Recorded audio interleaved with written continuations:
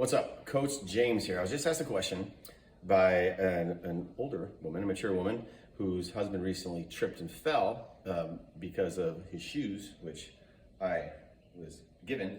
What can we do, or how am I supposed to walk? Like, am I supposed to heel strike more? Or, I don't want to trip too. So these are other shoes that I own, and you can see that the toes on these shoes, the rubber pieces, are the same. So it's not the shoes. Not like Spike Lee said, it's got to be the shoes. Sorry, it's not. So what I'm going to show you really quick is just a quick assessment that you can do for yourself or for a family member to just kind of see where they're at, so they can be maybe more aware or cognizant of what their abilities are. Because as we become more mature, our abilities drop and we may not be aware of it. Our nervous system isn't telling us this stuff, which is why you could trip just by simply catching the toe of your shoe. Cool? So first we're going to do just a strength test. And we're going to start with a stool, then we're going to do a chair, then a couch, and a coffee table. It's very simple. You're simply going to stand in front of the chair.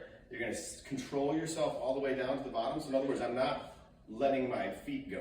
I'm keeping the weight on my feet, but I'm touching it with my butt and feeling what that feels like. And I would simply do 5 or 6 of those.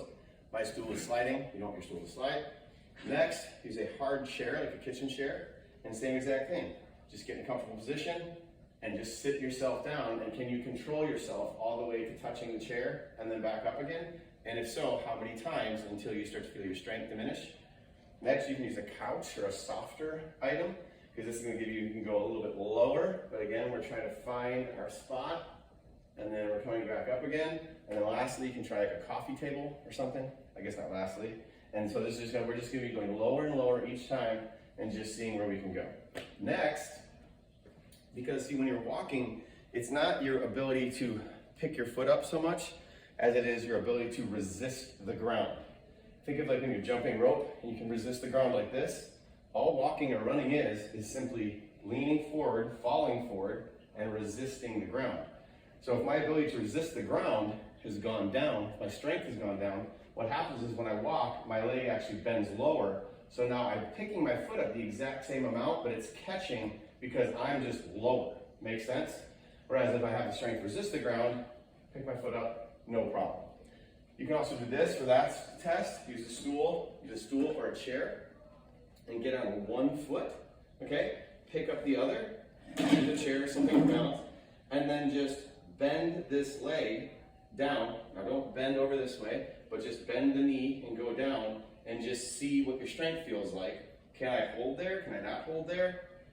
And then those are really good tests so that you can be more aware, or your loved one can be more aware of when they're walking, where are they falling short? Is it balance? Is it agility? Sure. Is it mobility? It's all those things. But honestly, strength is the biggest indicator of why you might be having problems simply walking. And then if you do catch your toe, this leg doesn't have the strength to support yourself long enough to get your foot back out in front of you again, which is what's going to cause a fall. Cool? All right, hope that helps. Comment, subscribe, whatever the heck you do online. I'm happy to answer questions. Does it feel like does it sound like I've been working out? I think I'm just excited. All right, go do something.